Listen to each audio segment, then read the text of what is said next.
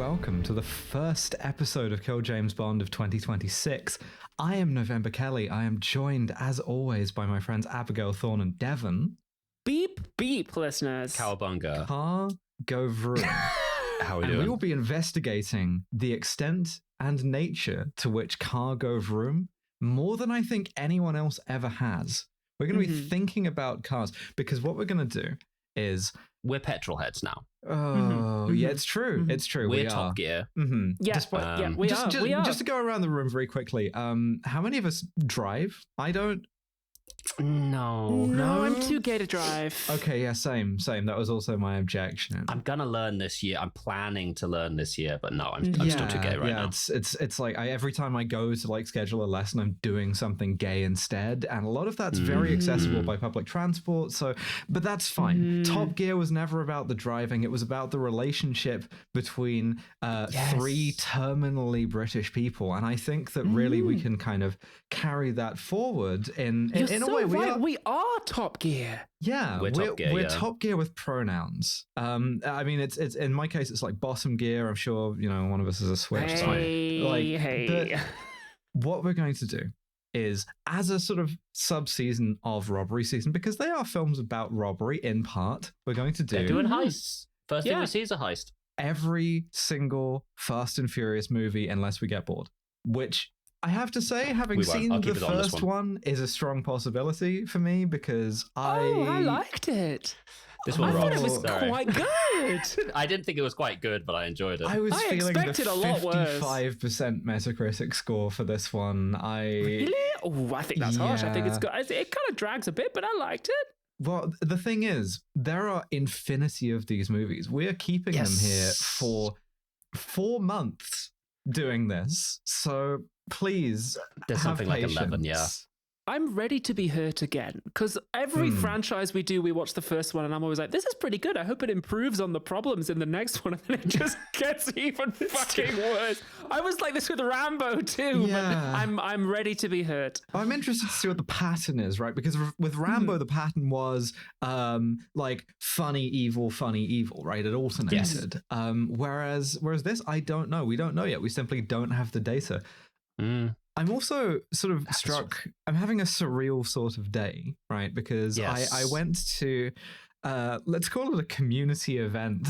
Yes, I was going to ask for your on-the-ground reporting on this. Yes, I was... Kill James Bond live correspondent. Yes, live at the scene because someone posted on Twitter a flyer that they had seen advertising, watch me get kicked in the balls one last time before bottom surgery. God, yes. With like an address and a time, and it promised, big, huge dike, big boot, full force, execution style. Yeah, with a flute accompaniment. And I have to tell you, that delivered. It was magical. It was sort of. At some point, we will do the film Barry Lyndon, and I will get to talk about this again because it reminded me of nothing so much conceptually as a duel, in that all of us were there. In this park, frost, breath visible in the air to watch some kind of communally sanctioned violence, right? And it was very intimate. It was very sweet. I thought it was lovely. It was romantic, really. And off of the back of one flyer and a couple of retweets from like bigger accounts than me, there were easily 150 people there. So like, wow, on no notice. So. Glasgow live show, we have to do it. Yeah, I guess we can get the crowds. That's very true. Yeah, I mean, one of us is going to have to get kicked in the balls. I'm not sure if we just draw straws for that or if it's like I'm not going to be me. I tell you that, you're going to have to dig them out and find them. One of us is out of the game on that one. just cutting to like a medical incinerator and one of us kicking the side of it, just like take that. Either that or you can do it on me and I'll just no sell it, which I imagine would be very impressive. Potentially very fun. Maybe that's what gets the people going. That's what gets them out, is the reaction though. And this is also the other thing, is I got recognized a few times afterwards. Always a risk. It never stops being surreal to me that people want to come up and say hi. I really have two notes for this. One is because I saw a decent number of people doing the like kind of dare I approach this woman? Can I bother her? Look. I love that look. It's so I understand that we as a community are an anxious people. You gotta bother me, please. I love it every time. It genuinely is a delight. Please bother me. Yeah. Please come and say hi. But the other thing is, and I'm going to have to be a bit circumspect here because I don't know if they want me to sort of just like dox them like this. But I met someone who genuinely I have sort of like a good reason to admire, who told me, in the midst of some like heinous shit that I've been dealing with, I've been listening to the podcast and it's been like helping. And it's like, I don't imbue my work with meaning at like 1 in the afternoon. Shit that was so heinous, we are aware of it. Like it's like national level heinous shit this person has been through. The fact that this person listens to the podcast is like fucking crazy. It's Shout out to you, person. You know who you are. Fucking big salutes 07 from Kill James Bond. Bad news for the two of you in that I fumbled that interaction critically due to being that's so fine. Uncaffeinated, freezing cold, and sort of hit with the sort of emotions. In the moment, I choked and I just sort of said, "This is great. Thanks for coaches. Bye." I should have given them a hug, really, because that's the sentiment. Like Jesus Christ, it's it never gets old to be told that something that you're doing like helped someone get through something.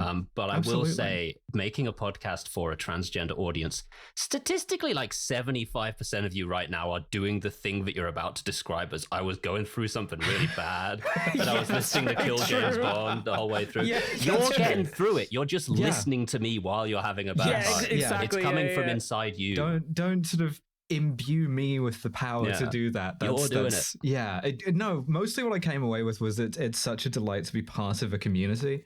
And it felt like you are. Like we are all part of it. I came away from that feeling very sort of connected. I wish I could have stayed longer and hang out, but I had to come back and talk about the Fast and the Furious 2001. We delayed this recording by 2 hours so you could go to the It sounds like, November, what you're saying is that it's about family. It's about family. It's about family. That it is about family. They don't say that in this movie, but at some point in the series they will. Apparently they will. I think it's about Vin Diesel winding up and full force kicking Paul Walker in the nuts. Yeah. I wish he'd done that, but I do. But we'll get into this. But so we begin. It's been a long time. We begin in 2001 Los Angeles.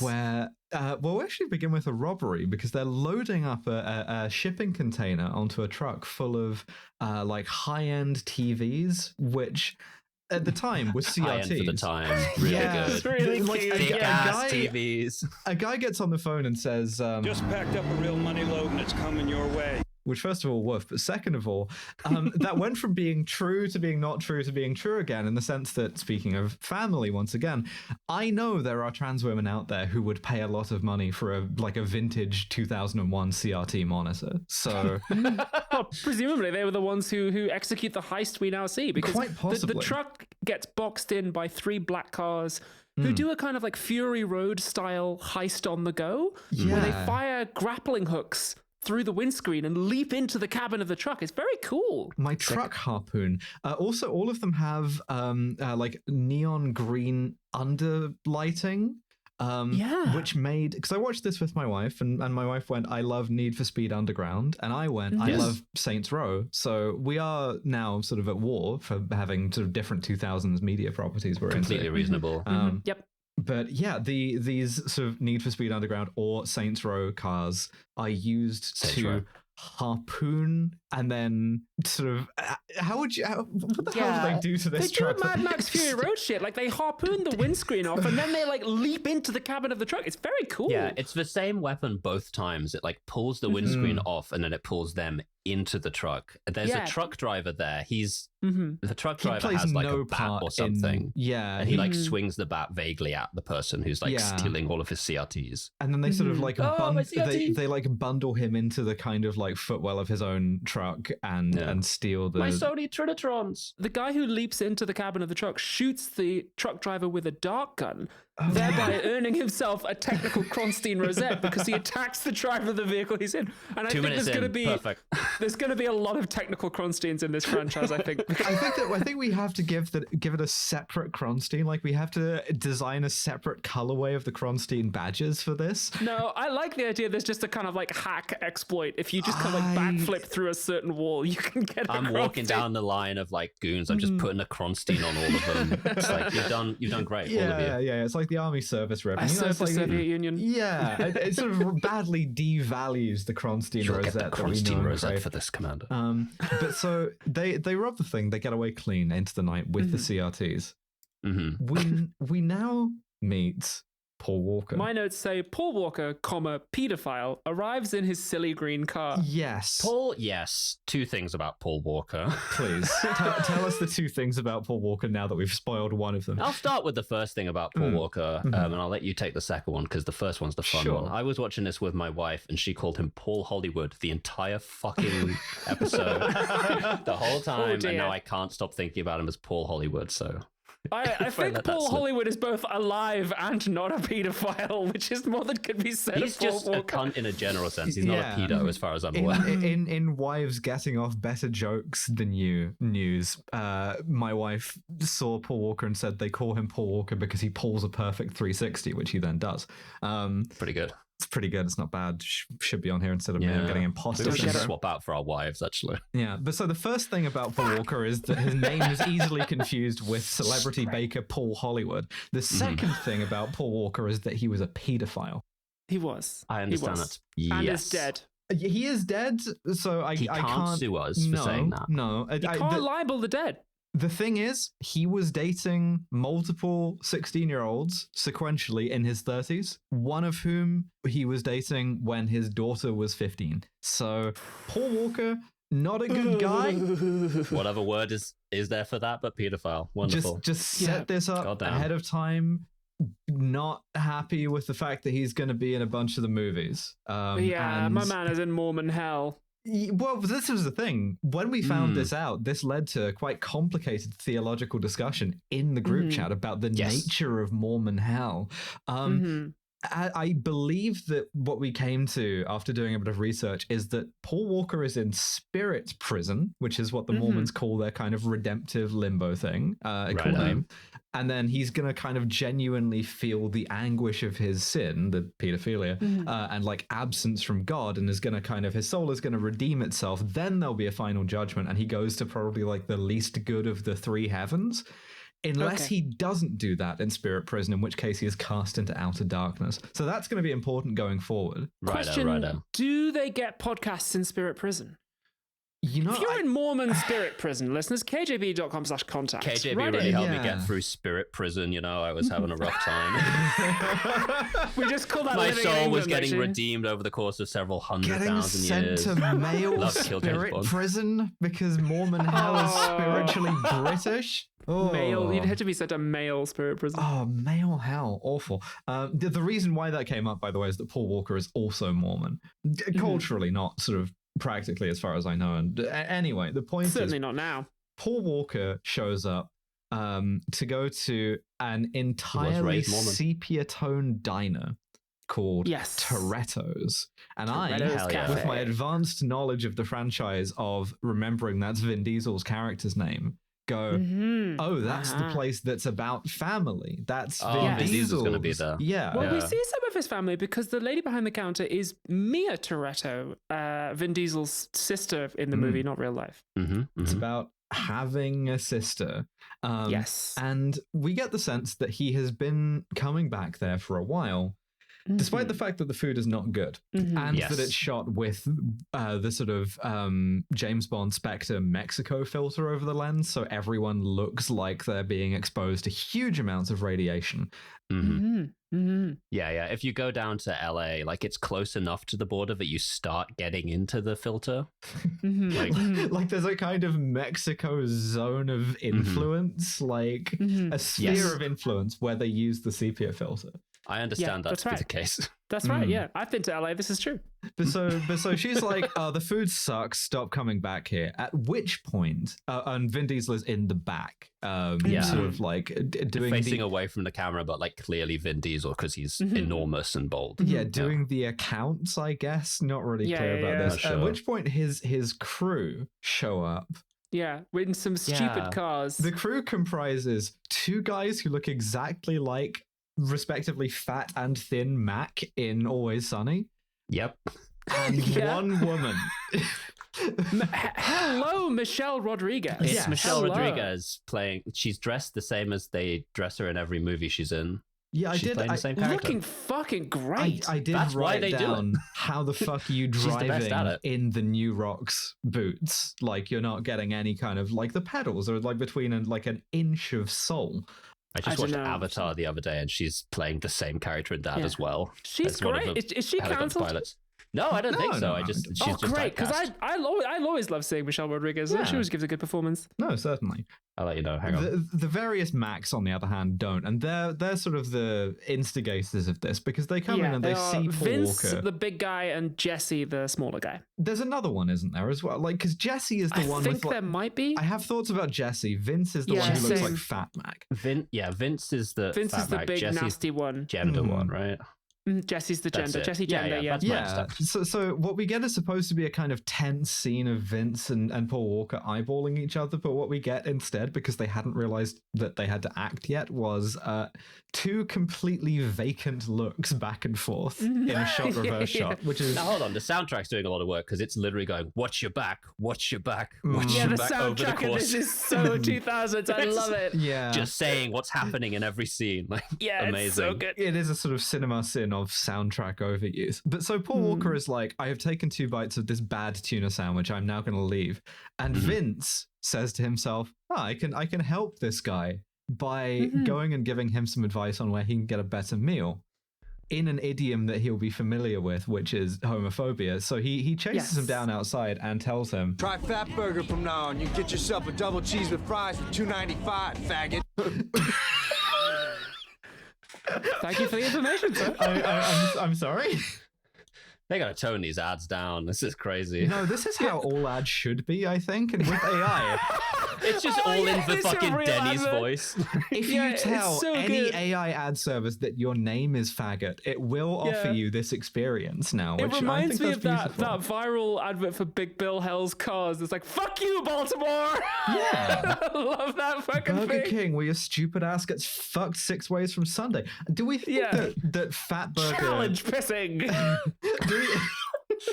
Hang on, just cook a Fat Burger real quick. Yeah, it's real. It's real. It is real. Oh, it is. I wonder if that was sort of paid promotion.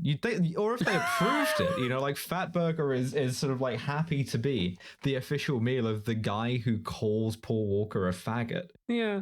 I'm not sure. Fat Burger, founded in 1947. Nice try. What were you doing during the war? Doing a kind of Operation Burger Clip to airlift all of the like biggest, like most culinary Nazis from Hamburg, their home, to the United States. Yeah, it's like when they left the Nazis the Fanta Hamburg factories. And of course Frankfurt. There's a movie about this called The Founder, which we'll do at some point. But so anyway, at this point, Vince starts a fight. Yeah, Vince tries to jump him. The soundtrack says Vince is jumping Paul Walker. Yeah. So I think you just had audio description turned on now. It's possible. Vin Diesel reluctantly gets involved to separate them, and he says, Paul Walker, pedophile, don't come back here. Yeah. And also, you work for the car part dealership down the road, don't you? And he's like, yeah. And he's like, I'm gonna get you fired. I'm gonna Karen your ass. Yeah, he does. He also says to Vince, because he backs Vince up as well. And he says, just apropos of nothing, he yells all of his lines because, again, Vin Diesel had not really like acted before this, and that's apparent. He just goes, "You embarrass me," which I really like as just like the tense there. Not just like, you are embarrassing me, but like, no, you shame your house. I would hate to be told back for Always Sunny. It's just kind of brutal. Yeah, it you is. Embarrass me. Yeah, hadn't quite got the knack of acting yet, if you ask me. But Paul Walker, by the way, I disagree. I think Vin Diesel does some great acting later on, but we'll get there. Certainly. Paul Walker, by the way, every single close-up, he has the bluest eyes outside of Arrakis. It's fucking crazy. It's true, yeah. What happens next? Because my next note just says, in quotes, "I smell skanks." Oh yeah, so that night there's an illegal street race happening. A race. Limp Bizkit is playing. Love a bit of Limp Bizkit. Limp Bizkit is playing for gathering. 20 seconds maximum, which I really like. Like, you get the rolling bit, and then it just nothing else. No more This Limp is also Bizkit. the first appearance of something that I hope does not become a theme in the franchise, which is that to establish the scene, we get a lot of shots of cars and that'll of be a sexy ladies standing around the cars. Yeah, it's a very midriff-focused kind of thing there's as well. a lot of sexy ladies as set dressing, and I'm like, I'm starting to get worried, right? This is the 2000s, so these are all alarmingly thin sexy ladies as well. Yes, they are. They are. Somebody owns Paul Walker for being white by calling him Snowman, which is fucking hilarious. But Vin Diesel and his crew arrive, and he says hello to two sexy ladies. And this is the point where Michelle Rodriguez walks up to these two sexy ladies. First of all, she says meow, which sure, normal greeting. I'm always saying this. And then she says, "I smell skanks." And tells him to fuck off because she's jealous. She's dating Vin Diesel. It's like, There's two things going on here. The other is the kind of Auntie Donna bit about how men will socialize by just saying numbers to each other. Yes. Because Paul Walker meets a guy called Hector, and he like pops the hood of his car, and it's like it feels like an hour and a half of, oh yeah, I got the 27. I prefer the 28. Got a 15, 25, gets 38. Gets all the way up to 60. 100%. Yeah. I don't know enough about cars. This could be fucking gibberish. They could be describing the contents of the fucking TARDIS for all I know. But I'm like, cool. Everyone, they're like, ooh, car, and Paul Walker's like, yeah, car, a whole lot, man. Car loads. Whoa. 4 wheels and everything. Guy comes over and is like, "Is this your car?" And Paul Hollywood's like, "I'm stood next to it, aren't I?" And then you get a line where he's like, "It's not how you stand next to your car, it's how you drive it." That's so and it's true. All that for the whole That's movie. Really philosophical. So Paul Hollywood has installed a nitrous oxide system in his car, despite the guy, the auto parts guy who works for, warning him that he's gonna like destroy his car if he does this. And in order to, and he does this in order to challenge Vin Diesel to a race. And because he doesn't have any money, he races him for the title to his car, like in Need for Speed Underground. Yeah, it's great. He's got, "If I lose, you guys have the car, but if I win, I get the money and the respect." And I think it's really funny to out loud be like, "And if I win this, you guys have to like me." It's like so fun. In fairness, that does get them to laugh at him, which is deserved. Yeah. But so Vin Diesel agrees to this, and they do a race featuring the finest CGI of the early 2000s. They do a race, baby. They do a cargo run. I quite liked this because there's some. I mean, like, how to show something on a screen is moving fast, more difficult than you'd think. And like, they do some creative stuff here where the horizon kind of warps, like when the Enterprise goes to warp speed, which I quite like. They trying to get a little creative with it. I like it. I was a bit disappointed when I realized the race is just a straight line. Yeah, it's like a 1 mile straight line. Yeah. Isn't that the easiest shape? I think but it's so. about speed. Yeah. It's pure speed. If you don't have to worry about like turning corners, you can really concentrate on how fast you're going in a straight line. This is illegal because in America, they kill you if you try and race a car not in a circle. Well, oval. Yes, absolutely. Okay. Yeah. This is a circle country. This is oval territory. But so Paul Walker, he presses the button at the critical moment to like fire up the nitrous oxide thing. But it's been miswired or something because instead it makes the floor of his car fall out like Fred Flintstone's car. Yeah, he goes to ludicrous speed. Like it's crazy. The whole hyperdrive shit starts hitting. Really good. Yeah. Also, really his like NOS monitor comes out of his like disk drive. There's a little screen that comes out. Yeah, and it's flips cool. up. These cars got And I like wrote, computers in it. technology should never have progressed past this point. Yeah. I love the idea of doing a big heist for my thick ass CRT TVs, my little awful like tape deck in my car. Dom Toretto starts his fucking like boombox in the back of his car going, and you see these awful like fucking stereophonic speakers start bumping. Fantastic. Incredible. That's Amazing. what's up. Dom wins the race, and Obviously. Paul Walker. Yeah, Paul Walker. Paul Walker like, spins out. He like over flames it. He, like over nozzes. He drives honorably, but like too close to the edge and destroys his car. Yeah. And then they have a bit of repartee, and this genuinely felt like it was going to burst out into a musical number. It did actually, because Vin Diesel's kind of like walking around his car, like talking to the crowd, like, "Oh, your car isn't much car at all now. You card to car to the car. Good 7, 28. You wish you had a 59, And everyone's 72, like, don't you? Cars. There's also a bit where where Vin Diesel explicitly refers to Michelle Rodriguez as his trophy. That is explicit. Yep. And a bit that we missed earlier on is one of the other drivers, as they're about to set off, a sexy lady comes up to his window and invites him to grope her titty. So women are the reward you get for driving fast. But they're very fickle too, because she says to him, "You can have me if you win or lose," and then he loses, and she goes, "Get the hell out of here, long beat." Yeah. Mind you, that is Ja Rule. And it's like, it is Ja Rule. It's fully Ja That Rule. is 2001 Ja Rule. Yes, it is. Oh, all right.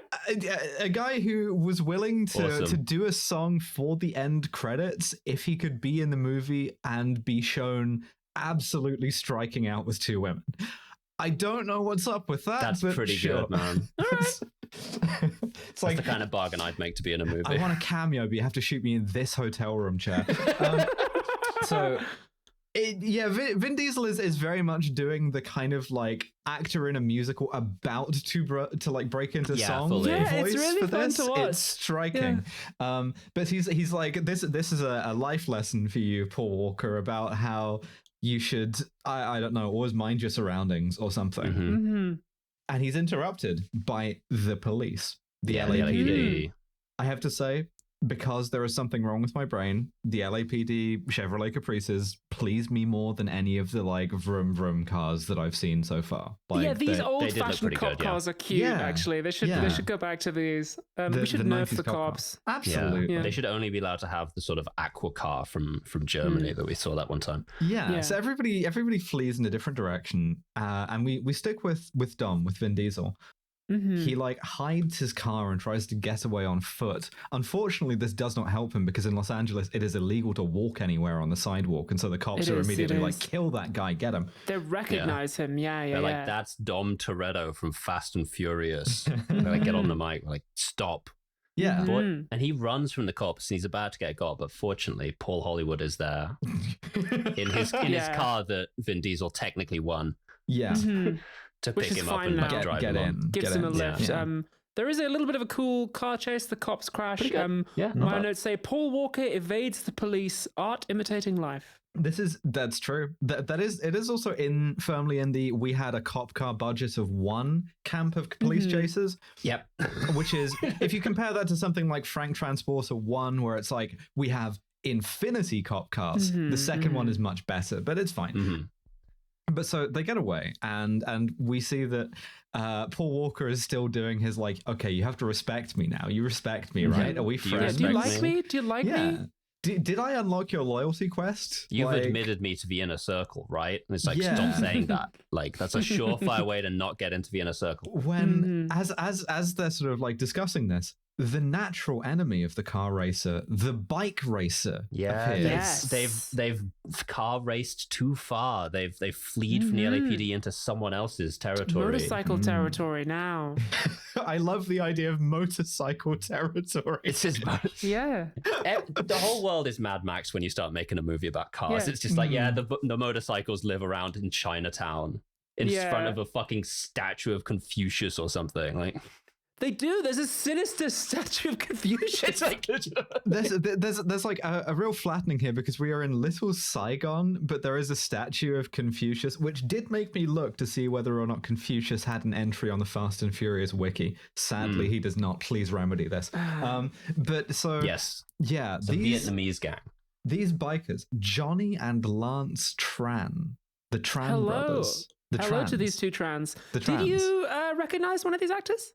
I did, but I couldn't place him. I recognize Johnny Tran. Hello to Rick Yoon, aka Johnny Tran, who was Zhao from Die Another Day. Last seen having diamonds blown into his face by Pierce Brosnan. Yeah, Love this actor. those cheekbones. Right. Yeah. Good to see you, buddy.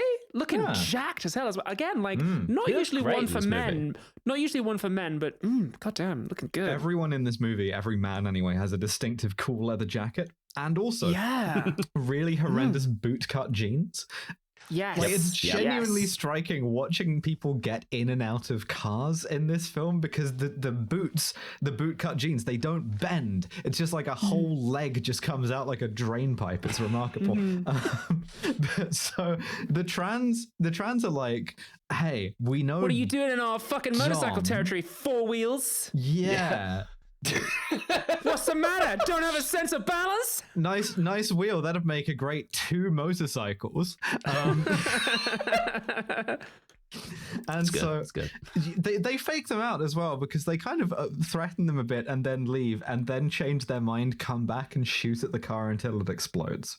Yeah, they spray the car with bullets. It's because they both go like, whose car is this? And like Paul Hollywood's like, well, it's his car, he won it. And Vin Diesel's like, well, I haven't taken ownership of it yet. So that like, so Tran's just like, okay, so it's no one's car. Okay, fine.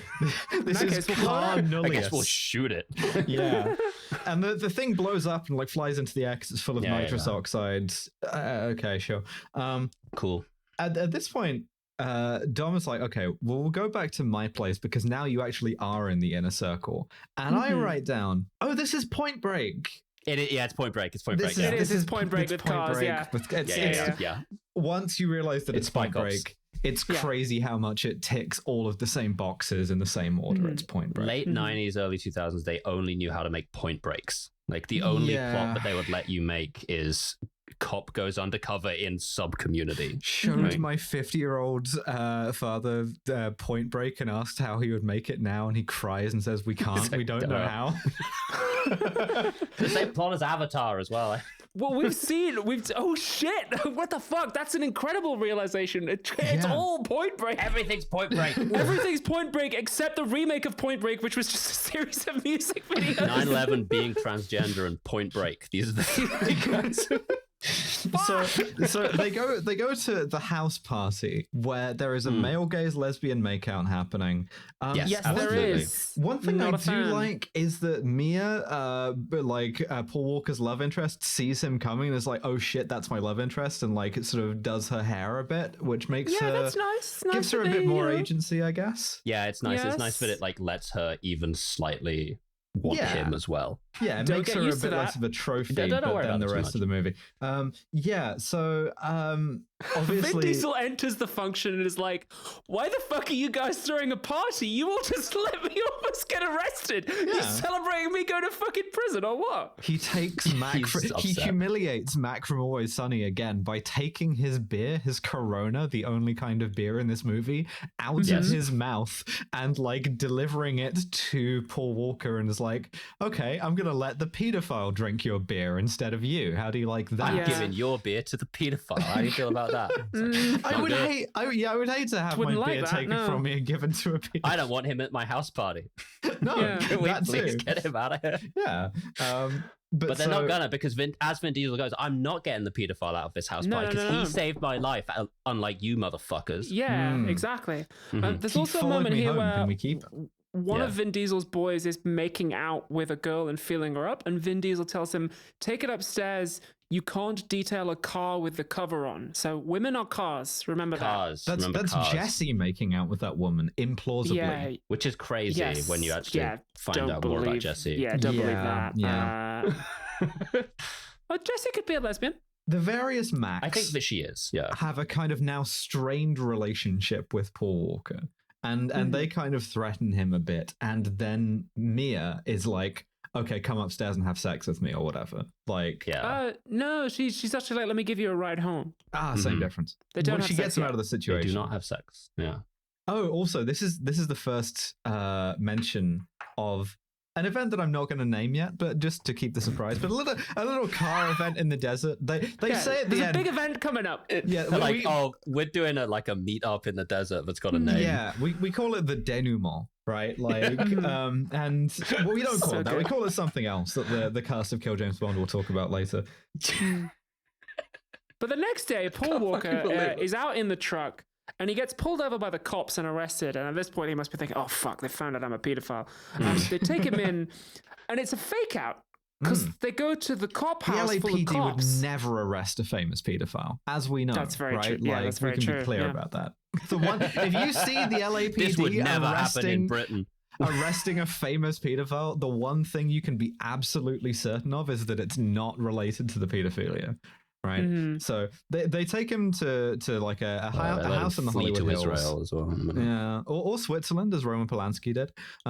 Vincent Bugliosi, the then DA of LA County, has a story about just incidentally being like, oh yeah, I hid a tape of like I destroyed a videotape of Roman Polanski abusing his wife when she got murdered. So, you know, basically, what the fuck? The LAPD just do this, right? We'll do LA Confidential at some point.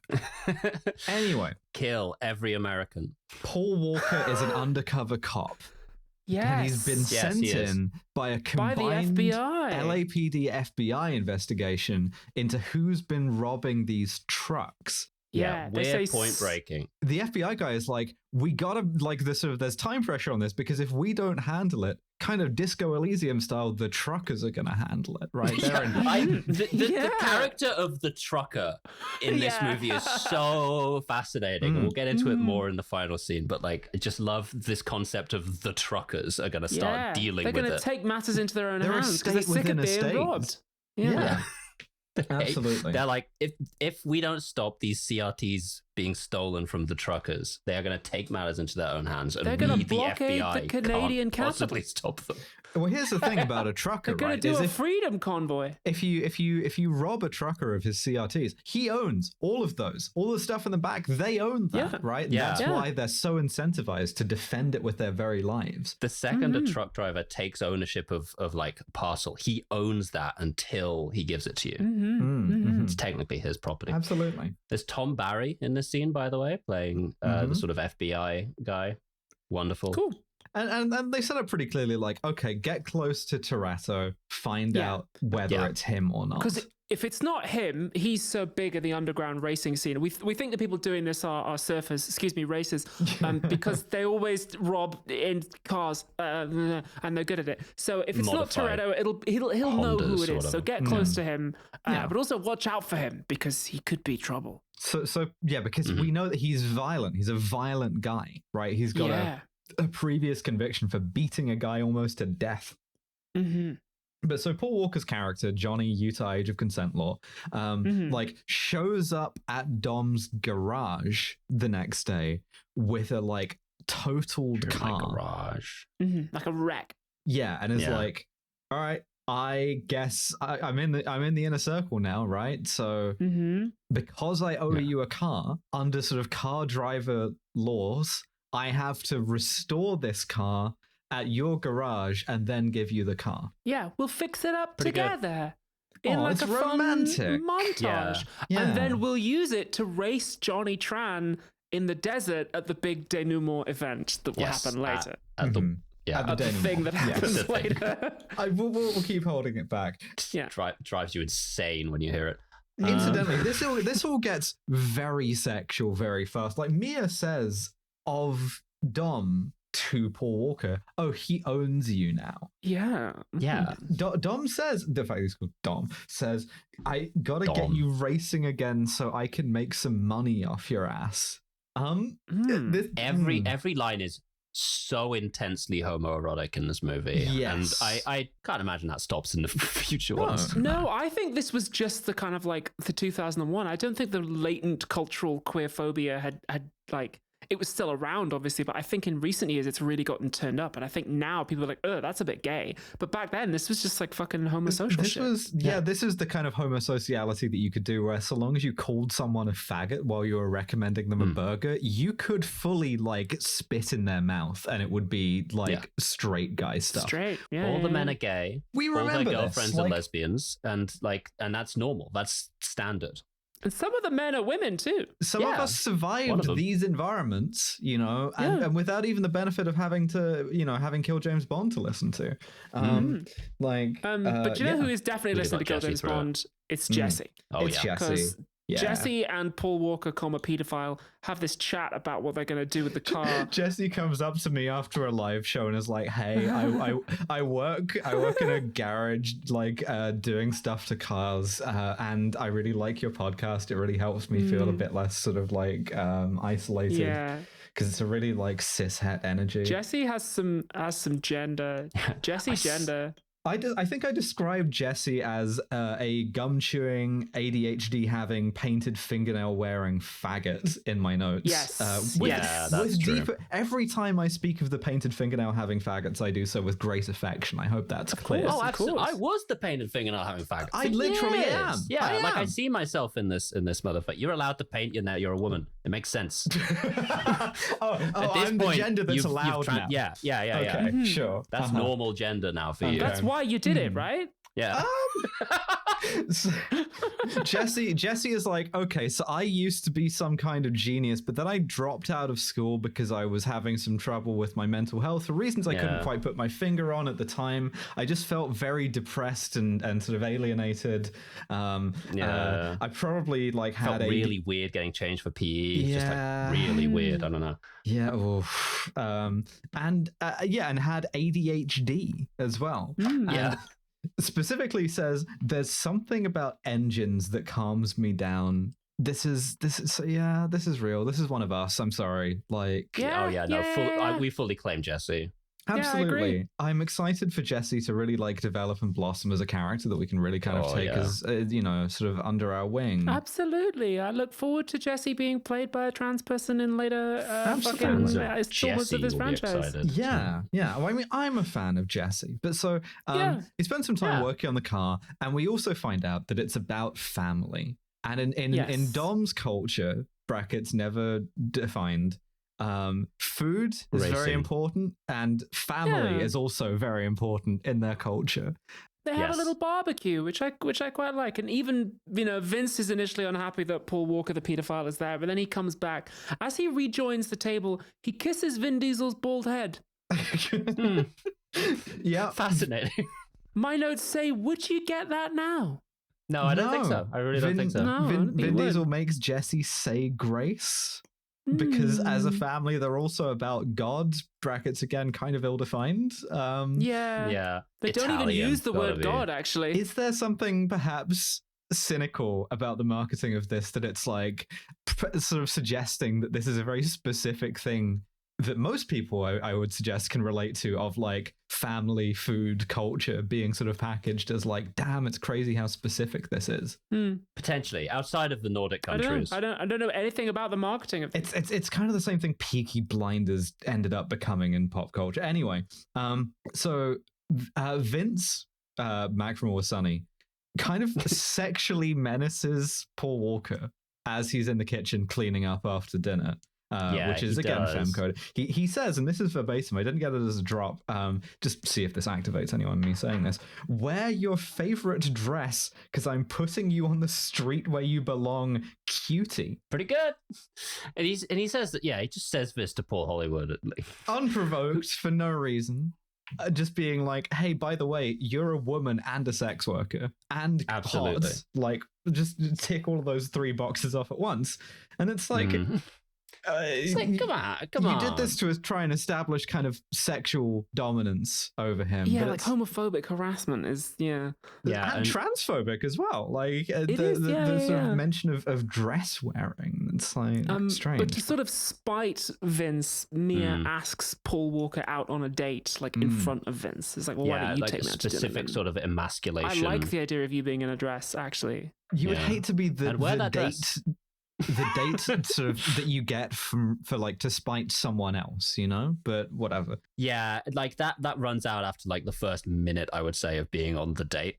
Like, what do you talk about after that point? Yeah. Probably just about how nice of a dress you're wearing makes you feel. We see them like... on that date, and we see that Paul Walker is like comparative, like 2001 sensitive.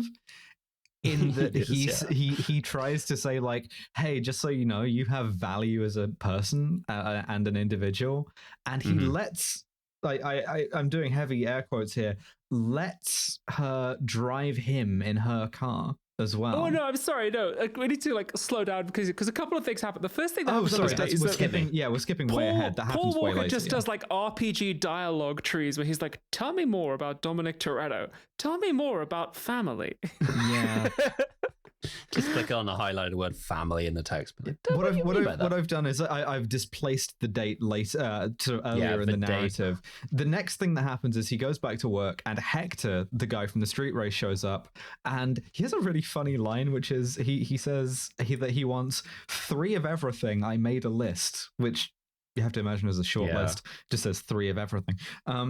Now, this is a classic misdirect because obviously our undercover cop here is looking for 3 identical, heavily modified Honda Civics for the heist. So he's like, oh, Hector's ordering 3 of something, and he like name drops, but it's for Hondas as well. So like, he's like, oh, maybe this is our guy.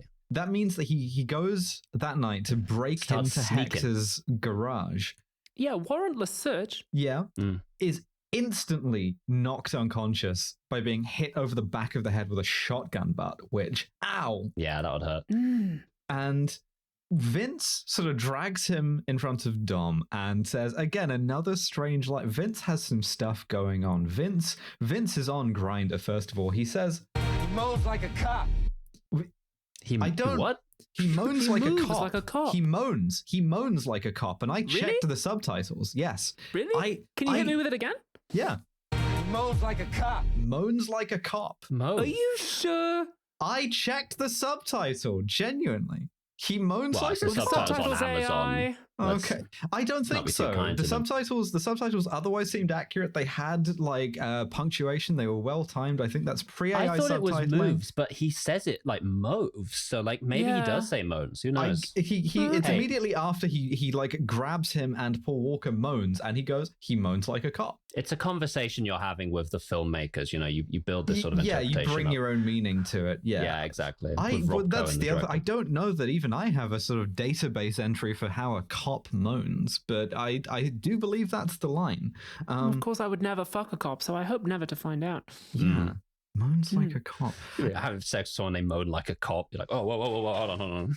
Yeah, if you're a cop, you got to dismount immediatly. Yeah, if they do spy cop shit to you, they do. They're legally, they have to moan like a cop. Yeah.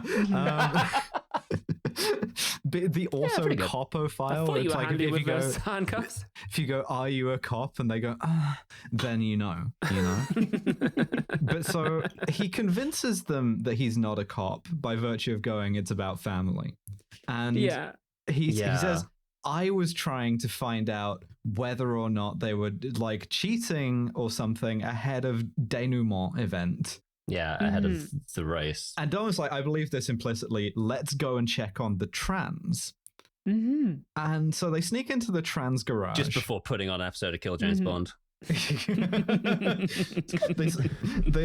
sneak into the trans garage. A lot of really well-fitting mechanic suits in that. A lot of CRTs in there too. And DVD players, weirdly. Yeah. And Johnny and Lance Tran bring in they come back, almost catch them, but they've brought in a guy who they think has snitched on them. Yeah. And because this movie kind of remembers it's a crime movie at this point, they try and like force feed him motor oil in a kind of Three Kings way. It's a little bit horrifying. Yeah. It's to establish that the trans are dangerous. Yeah. Entering into sort of male spaces, etc. After they're done, sort of making him drink motor oil, Johnny tells him to kiss his shoes, and then when he tries to, he kicks him in the side really hard, which I thought you'd like that bit. Yeah, I appreciate it. It's a classic Dom move for sure. Yeah, not a Dom move in the sense of the movie Dom. That's Dom a classic Toretto. Dom Toretto move. Yeah. That's actually what Dom is short for in the sexual context. Yeah, Dominic Toretto. Dominic Toretto. It's a Dom sub relationship, Dominic Toretto and me. 24/7 Dominic Toretto relationship. Which one are you? That's Toretto? literally just Pillion. You're describing the film Pillion. So We'll do it at some point. We will do it soon, I hope. But so they're like The FBI are like, it must be the trans. We're ready to pin all the evils of the world on the trans, Yes. whatever thus. At this point, one of the FBI agents says, fucking Johnny Utah, Paul Walker pedophile. I think that you don't think that it's Toretto because you're too busy hitting on his sister. Like, I'd get off on surveillance photos of her too. And Paul Walker attacks him. Yeah. But then you basically they're like, are you sure it's not Dominic Toretto? You're not going native, are you? That's the expression that they use. It's your Crazy. classic kind of undercover cop thing of maybe you're getting real loyalty to these people because of how about family it is. And so Paul Walker's like, no, trust me, give me a 24 hours or whatever. Can I ask a question? He says, give me some time. And the guy goes, if I want time, I'd buy the magazine or something like that. Good. And I think that's a really good line. I like that a lot. I might use Can that I ask a myself. question? Yeah. If I wanted people... Go on, sorry. You know how in the lives of others... I wanted Newsweek. The fuck? Sorry, If I wanted a private eye... If I wanted to find out about USA Today... Oh, God damn it. If I wanted the London Review of Books... No.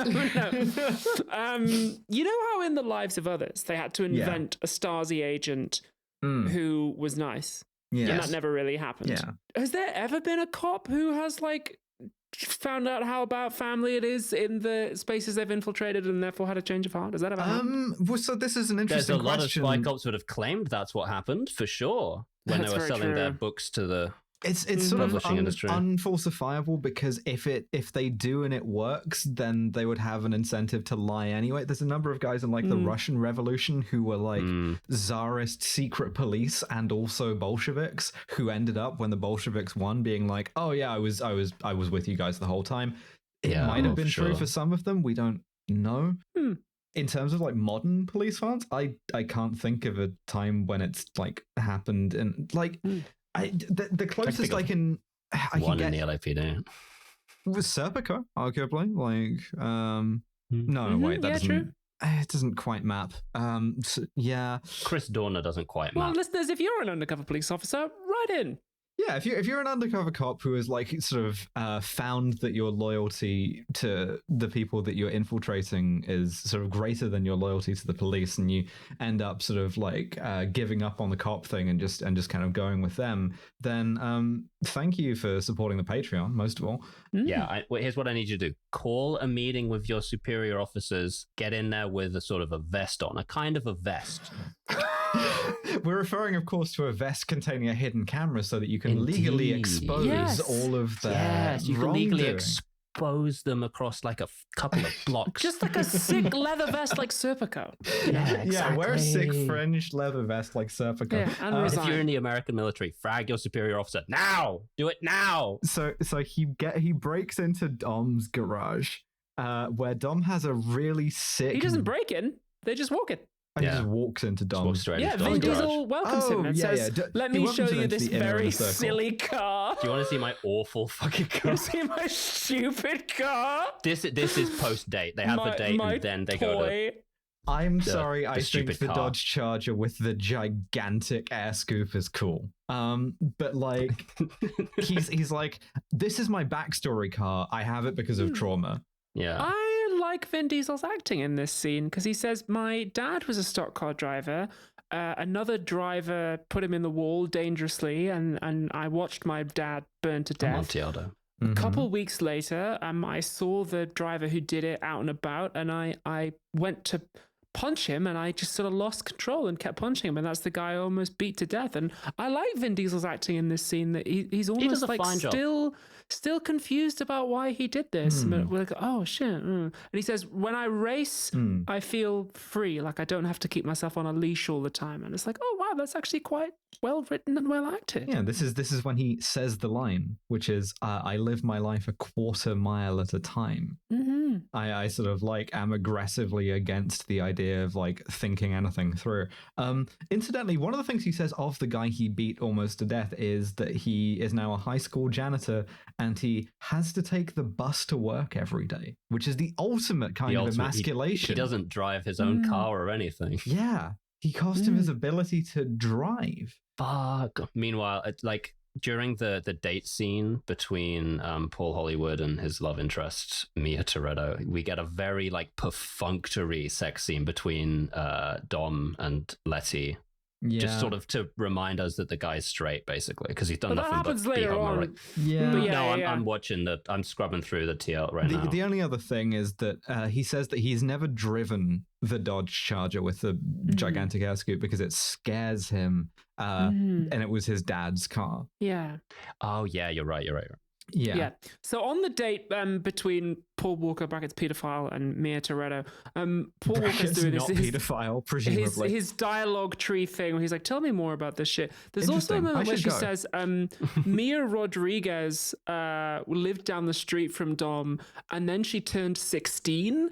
And Paul Walker, pedophile, says, "Oh yeah," and then Dom was really interested in her, right? And it's like, what? Presumably that was age appropriate in the script if they were the same age, but Paul Walker was doing that shit at the age he was in the film. So yeah, don't like the look in your eye on that line, man. No. Then they go for a drive at the same time as a heist is taking place. Interesting. Not a heist. We get an awesome cop montage. Oh yeah, it's the SWAT thing, right? It's not the same time. That's later. That's immediately after this. Yeah. It's the next day that they like. Sure, I'm scrubbing through the fucking. I'm on. It doesn't matter. It doesn't matter. But so like the next day they get Paul Walker back into the cop thing, and they're like, "All right, we don't believe you, and also we don't care, and you're out of time. We're gonna do the trans raid anyway." And they let him take part, like in Sleeping Dogs. They put the undercover guy in a balaclava and they let him do the SWAT stuff. And Point Break. But you can tell it's him because of his blue ass eyes. Yeah. He slept with Mia at this point, so he's done spy cop shit to her. He has, yes. Yeah. So they raid what the FBI guy describes as Tran and Company. And it's just it's a montage. While this is going on, Vin Diesel and Michelle Rodriguez fuck in a garage.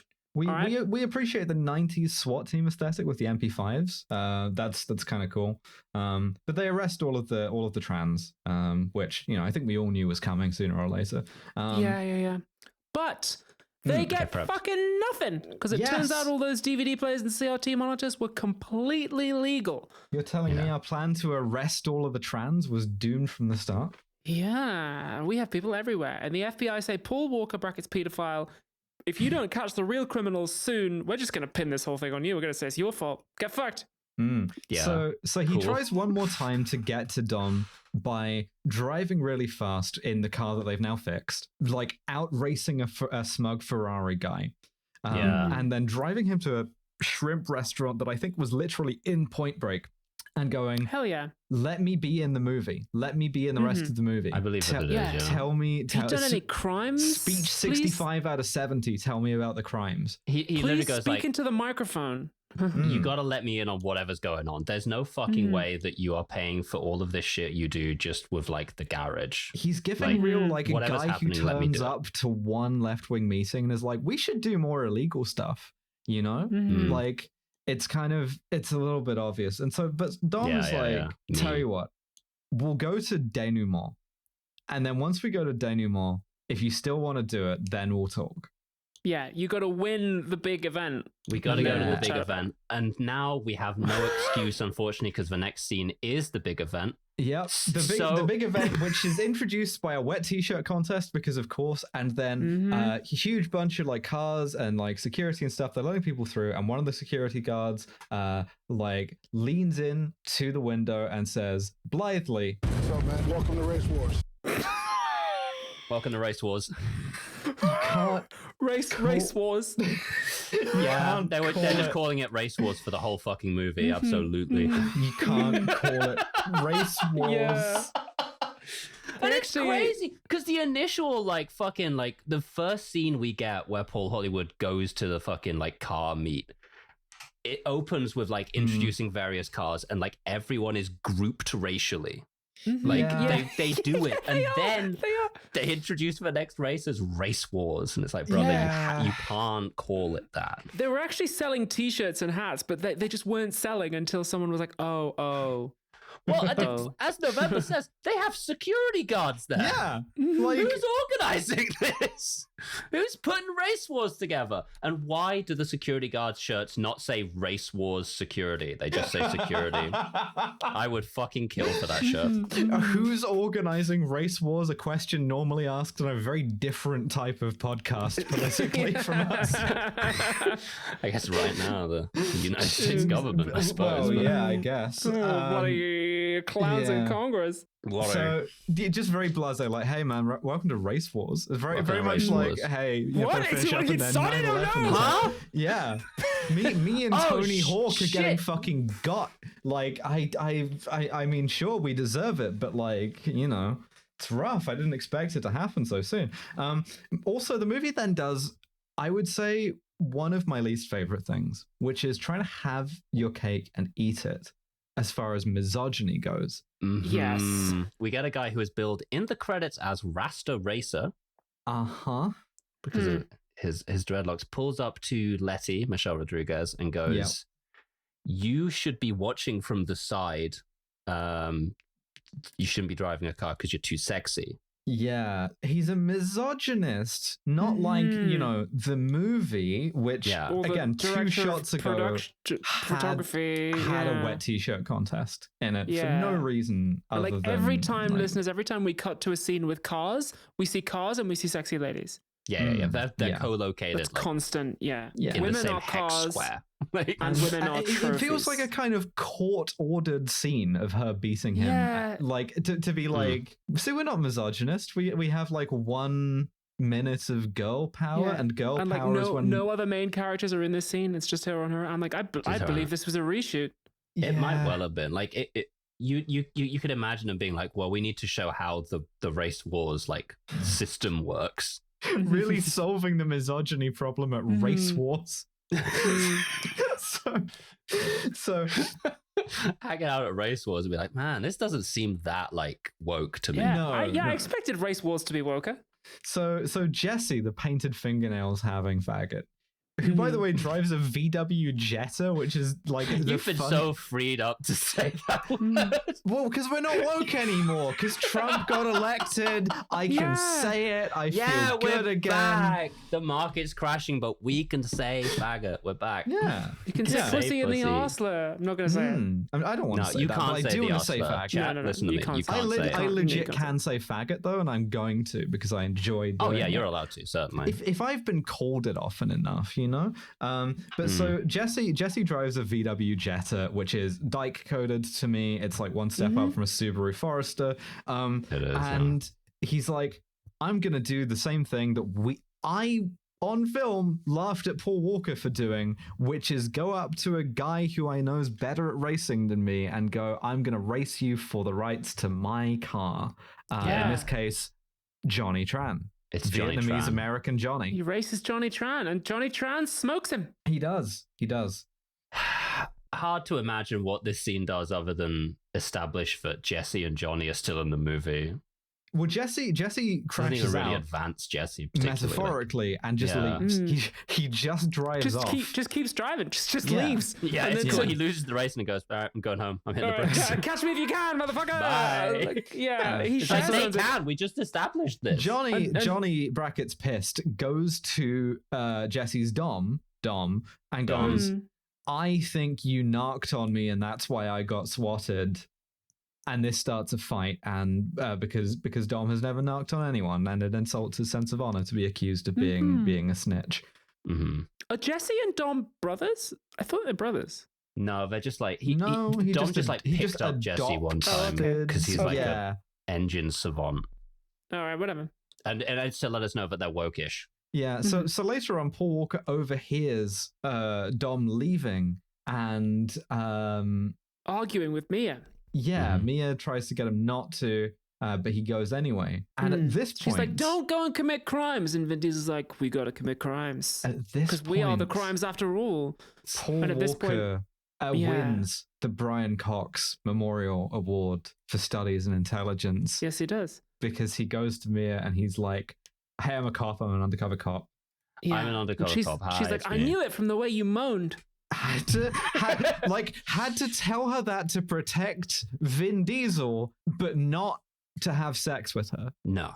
Yeah, she rightly calls him a bastard. And at this point, he manhandles her and is like, "Look, I did this to protect your brother. It's actually good that I deceived you into having a relationship with me." You get the classic, like, "Yes, I might have been sent here and I'm being paid currently to like have sex with you to infiltrate the racing crew. But I actually feel some way towards you right now." It's like, brother, sure, you should kill this guy straight away. Absolutely. But she doesn't, and instead we do the rest of the movie. They get in the car together and go to the heist. Which is Point Break. So the heist, the deal is, as we've seen, the 3 Honda Civics kind of box in the truck. Vince, harpoons the windshield off, harpoons his way into the thing, like clips this is fucking sick. Like clips the sort of harpoon line to his Von Dutch belt, which you can't imagine that that's load bearing, but whatever. Sick, but this guy, this trucker, this Tom Clancy looking motherfucker, this guy knows about road war. He does. He has learned everything there is to learn about road war. It's happened. The trucker has taken it into his own hands. Yeah. He's got a fucking shotgun. Yeah, there's a kind of surprising turn to like death-proof grindhouse horror here. It's it's really good. This woke me up a bit, genuinely, of like Vince is sort of like attached to the truck and sort of like dodging the guy shooting through the door. Yeah, it's like dangling off the side of it because the truck hasn't stopped, by the way. This is all done on the move. That guy is the best in the world at delivering DVD players. Like, he is, genuinely. And I think this is a Goodnight Cross or Kronstein Rosette for this truck driver. He definitely goes above and beyond, but whether it's Goodnight Cross. The forces for of the law cause and of order. good. Like he's a stalwart defender of private property, right? He's got 10,000 sex asses in the back of that truck, and he is not going to let them get near. And he owns them technically until he gets to his destination. So he's trying to offload these fucking sex asses. This is a great scene. Like, it's all done on the move. They're all driving the whole time. It's sick. Yeah. Like, this is what you watch Fast and the Furious for, right? Yeah, it's well filmed. It's not CGI fucking computer bullshit either, as far as I can tell. Like, it's pretty, you know, it's well done. They're jumping from car to car. Sick. And he runs Letty off the road. And one of the other guys who looks like Mac from Always Sunny has to go back and rescue her. Yeah. Meanwhile, Paul Walker and Mia catch up with the heist, and they end up rescuing Vince after Dom gets run off the road. Yeah. There is a nice moment where Vin Diesel goes to check on Marcel Rodriguez and he tells her that he loves her. I'm like, oh, okay. The truck driver gets away clean, by the way. He's just successfully thwarted the robbery. Sex asses are delivered. Yeah, he's like the fucking truck driver from Duel in a lot of ways. Like, you see him every so often, and it's just like his car is him. It's like you can't separate the characters out. The attitude this movie has to the trucker as a character is fascinating. It's so fascinating. The truckers are going to take things into their own hands. Yeah. As opposed to the noble car driver. If you drive a vehicle with any number of wheels other than 4, you're evil. That's the rule of this film. The truck driver is like a kind of buffalo, right? In that it's sort of like large and slow moving, but extremely sort of like prone to like violent power if attacked, you know. Huge part of this as well is that it's the American style truck. I think if this was like a fucking cab over engine Scania type bullshit, no one would like it at all. Yeah, no. Movie would not be exciting. No. This Optimus Prime motherfucker. I hope this trucker comes back as a recurring villain, actually. It's about truck family. But so Vince has been fucked up. His like arm has been kind of wrapped in the harpoon cable. And the truck driver is getting ready to execute him. At this point. Vince is like trapped on the truck, and the driver is just holding a shotgun, waiting for him to poke his head up. That guy, that truck driver will not hesitate to let it bark. Like, I think we can be clear about that. And so Paul Walker, pedophile, has to leap onto the moving truck and extract Vince out of there. It's very good. It's very dramatic. He rescues him, and they just pull over and let the truck go, and they have to tourniquet Vince's arm with the fucking 2000s Von Dutch belt. You know the one I mean, the one with the three rows. But so with Don there to witness it, Paul Walker decides he's gonna die. I better call Cop 911. The special better 911 they have for cops. He pulls up the phone and goes, "It's me, Officer Brian. Officer Brian, whatever. Officer Brian pedophile. There's some good acting here because Vin Diesel doesn't. Officer Brian pedophile. Why did they employ that guy? It's a basic failure of vetting.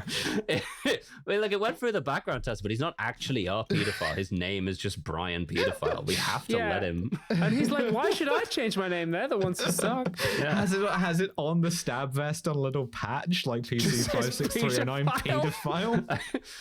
It's like a career name, you know. Like back in the day, my family were the childminders. It comes from the Greek. Yeah, my name's Smith, but I don't know how to like Smith anything. Like my family were Greek childminders. It's not my fault. Greek. What the fuck? I come from a family of Greek childminders. Is pedophile? No, hang on. Philos is Greek. Carry on. It means like lover of children, right? Perfect. But in the same way as like cinephile doesn't imply that you're molesting the movie, but like pedophile does. It's an audiophile. That's a real like how come you drive on the parkway and park on the driveway type joke construction. But why do you in the oven if your fridge is the oven, why do you and the oven is hot food? Yeah. If you're a wienerphile, what the fuck is wrong with you? Like, get help. Me talking about straight people. I know what. No, wait, no. I know. If you're a wienerphile, that's crazy. Wienerphile is what do you like? Wieners? Like wine? No, wine. Or somebody who loves wine. OENO. File. Yeah.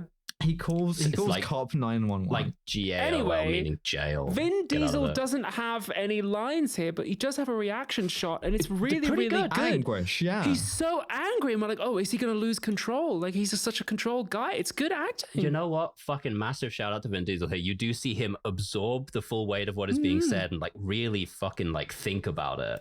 Yeah, good acting. Yeah. And ultimately, he sort of, like, flees the scene, and you get the like air ambulance landing next to Paul Walker, just completely alone in this kind of like scrub field.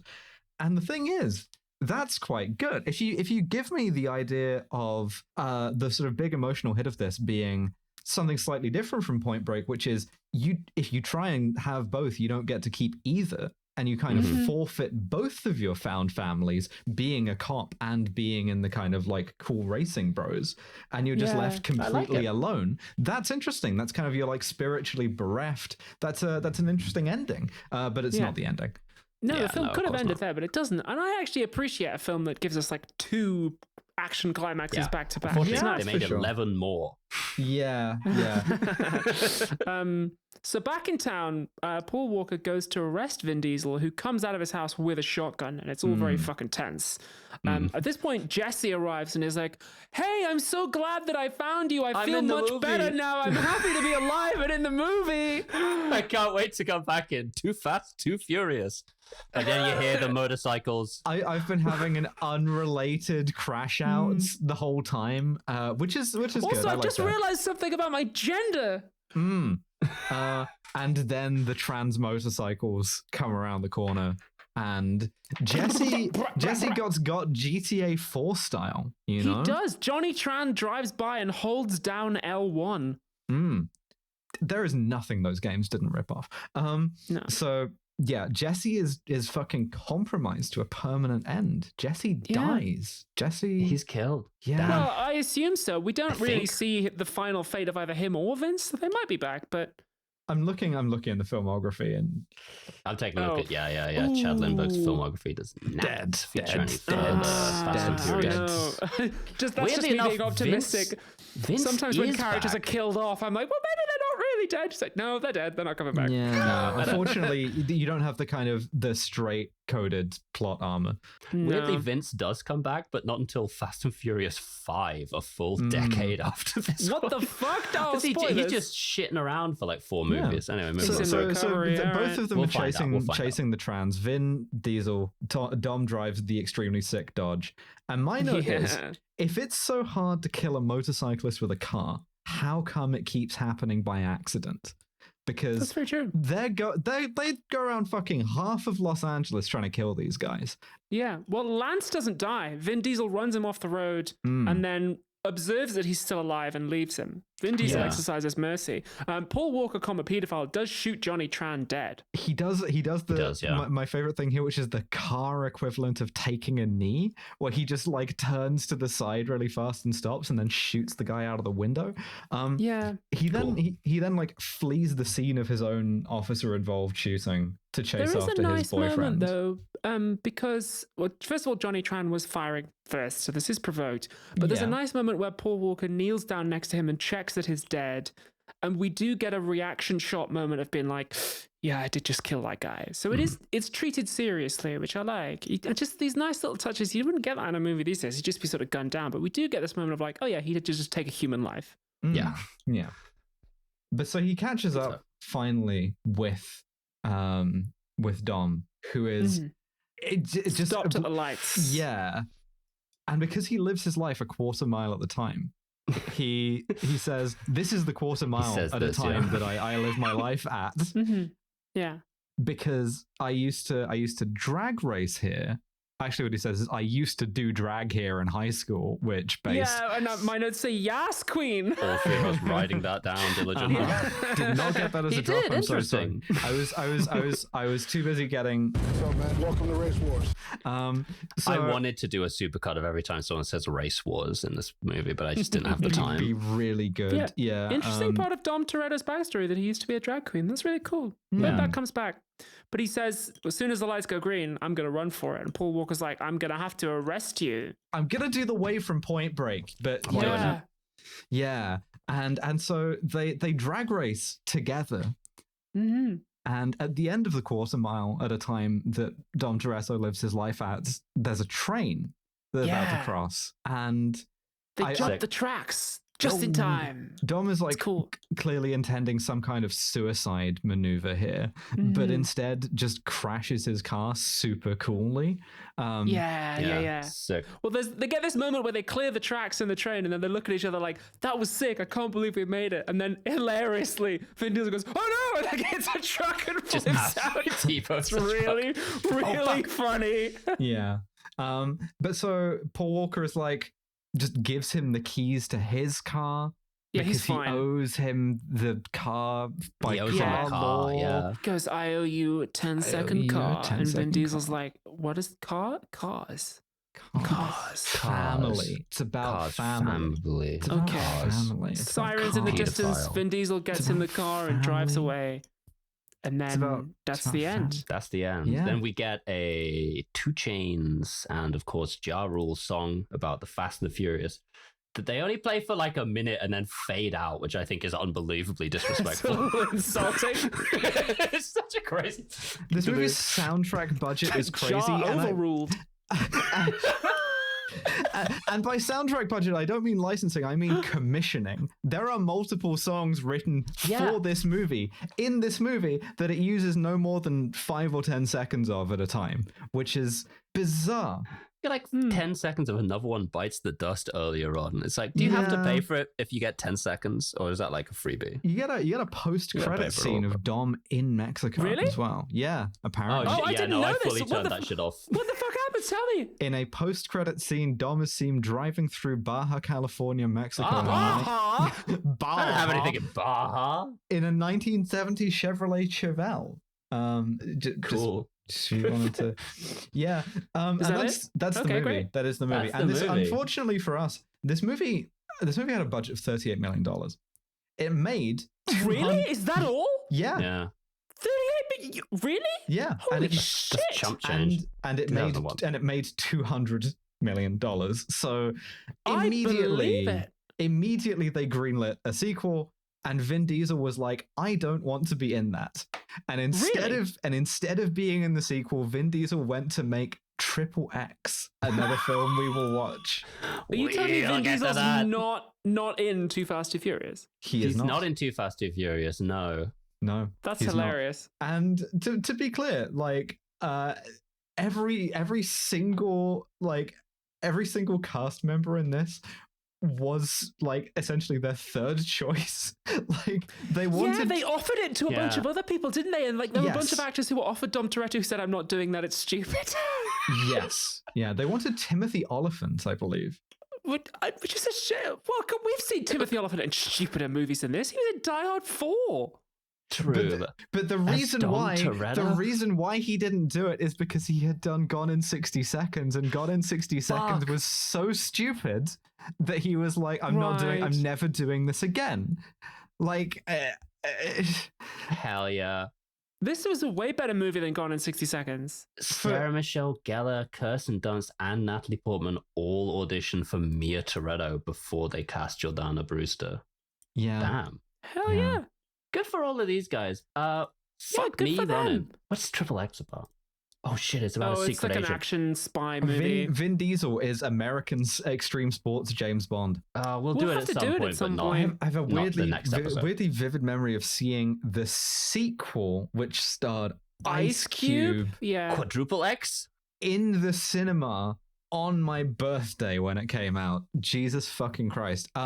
Anyway, this movie, it's got the finest masculinity of the 2000s, which is to say, women are objects like cars. Yeah, women are not people in this film, and that is unfortunate. Women are a reward you get for driving fast. Mm-hmm. All women are set dressing. But also, it seems like the real reward for driving fast is getting to hang out with your boys who are like family to you, and you get to be kind of homosocial with, you know? Well, yeah, as always, as we know from homosexuality, like women are for fucking and for contempt, but real respect is reserved for your fellow men, right? Yeah, that's your kind of deep emotional connection. Yeah. Yeah.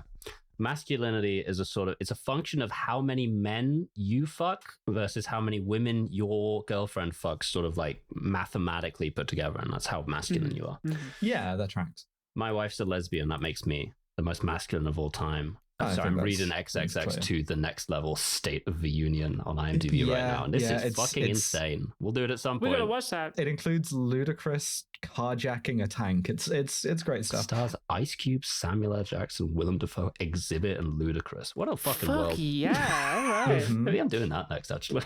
Yeah. But we don't have to talk about. Fuck, scum. Yeah, sorry. We don't have to talk about the masculinity of the Fast and the Furious brackets 2001, just sort of in an unstructured way, like chumps, because we have a scientific system on this podcast. We do. Called the SCUM system. It stands for SMARM: cultural insensitivity, unprovoked violence, and misogyny.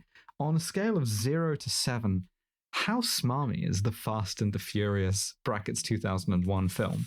I'd say it's down the lower end, maybe like a 2 or a 3. There's a couple of bits where it's like, I owed you a 10-second car. There's a couple of like movie-ass lines, but not many. It's weirdly it's weirdly a less smug Point Break than either Point Break. Yeah, it is. It is. In the sort of makings of Point Breaks. I mean, the whole like I live my life a quarter mile at a time thing is a little bit smug. I think we're going to reach some commanding heights of smugness in this series. Yes. But we're starting relatively low, which is maybe one reason why it's so fucking boring to watch. I disagree. I liked this. I had a good time with it. It's sincerely made. It's well made. It's exciting in places. It's got good acting in it. Like, I want to see where this goes. I'm excited. I had a good time with this, and I can't wait for it to be the baseline. For the next movies. Yeah, God. I wanted it to get better. I would set the baseline for this at like 3 small. 3 small? Yeah, I think that's about right.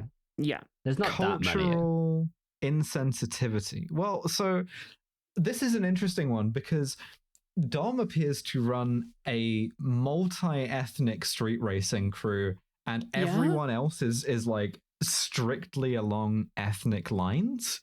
It's sort of like I come back to Saints Row again of like we large entertainment corporation are attempting to grapple with like sort of what we conceptualize as urban subcultures, right? And it's like, this isn't good in itself, but it is trying to be inclusive cynically in order to sell more people on the movie. Yeah.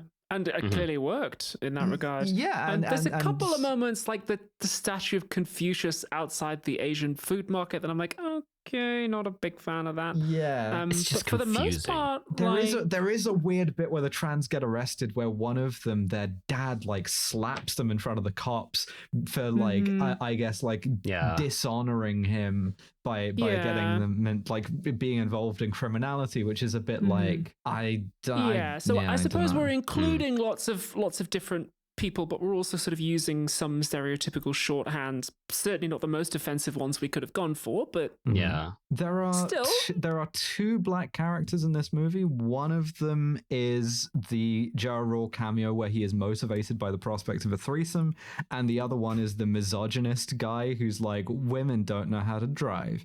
Not so, the FBI guy. Oh fuck, you're right. Yeah, I completely forgot. Yeah. Okay. The FBI director. Okay, sure. It's above two. It's a pretty racially diverse cast. And, it's a very racially diverse cast. I don't like the way that they're introduced initially in just sort of separate groups. Like these are the different races of races: white, black, Latino, and Vietnamese. Asian, I think it's a 2, like but it's not a 2 because of omission. I think it's like earned 2 points, but I think it's like pretty low. There's nothing that hugely offensive. There's no lines that specific made me like suck air in to hear. No one's like a racial stereotype fully. Like I wouldn't say. So I would do 2 or 3. I'd give him 2. I would give him 2. Yeah. I think it's nice. It's nice to have like a big franchise where the lead characters are all, it's like a racially diverse group of people, and it's just like part of it. It's a colorblind subculture, which is it's nice. It's also true to LA. That's true. Yeah. Unprovoked violence. So we are meant to empathize with Paul Walker brackets cop, and he does kill a guy, but the guy is already shooting at him. Yeah, and also shooting at a street full of people. So yeah, so Dom Toretto is like not that high. Is violent, but in a way that he clearly regrets and doesn't really have the language to articulate and doesn't really sort of understand, which I like. That's quite nice. That was one of my favorite moments of the whole film. And I mean, that's sort of, it doesn't like hand you the answer. It doesn't really like stick with that or go deeper, but that's a more interesting, more nuanced bit of masculinity than I suspect we're going to get from any of the later ones as well. Yeah, I really hope and do not believe for a moment that the franchise will like develop that aspect of his character. I would hate to see Dom Toretto get flattened by the franchise into sort of an action figure who was mostly about kind of a nebulous concept of family, rather than a guy who like had some like trauma and a like kind of really dissociative experience of like masculine coded violence, you know? I don't know. We'll find out. Let him go up. 1. Yeah, sure. 1. He doesn't really. He doesn't. And then just to ruin it at the end, misogyny. I think this is going to be pretty high. Kill these motherfuckers.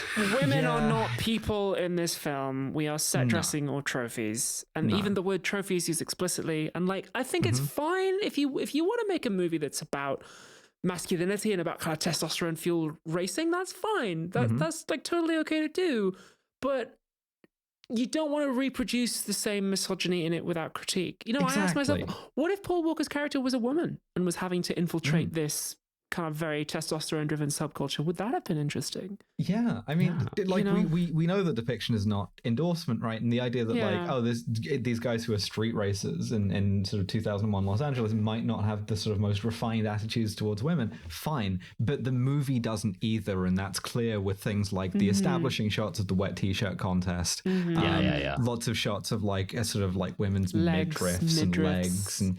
Yeah, when you see a car, you see a hot woman. It's like every shot is just the two things to sort of like connect them in your mind. Yeah, you can kind of tell when the thumb is on the scale, right? In the difference between you have a character say like cars is like women in that they're both property, and the movie kind of suggests for you to be disgusted, or it sort of like remains neutral on it, or as this film does, goes, and this guy's cool and he's right, you can trust him on this one.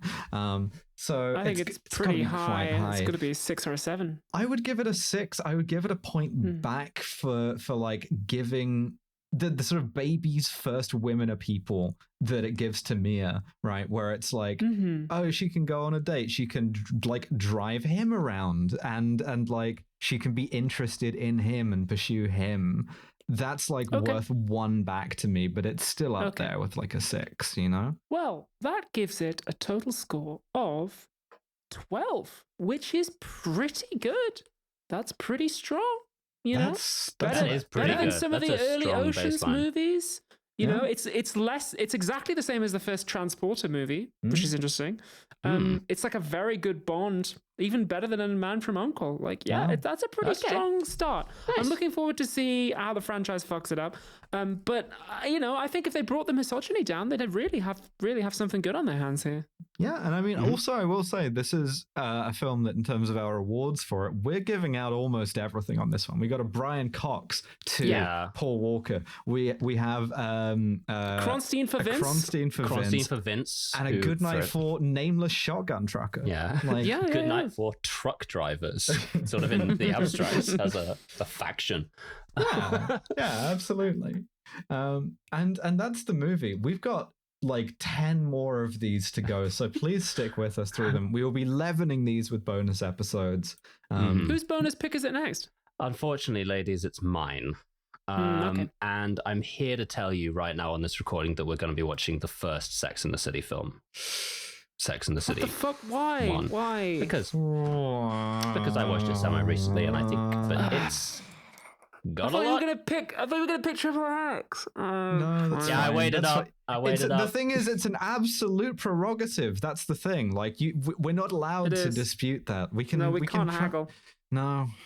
Well, a vulgar use of force, unfortunately, it's a clear sign of like imperial dominance that you're inflicting on us. Clearly against international law. Like next week when one of you picks the movie.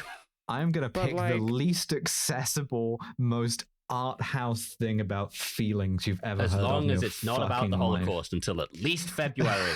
We need to give him something. I'll think about what I can kind of top Sex and the City with, but subscribe to the Patreon for that. If you are subscribed already, then thank you. Thank you for listening either way, and we will see you next time. Bye, everyone. Vroom vroom! Can't go vroom.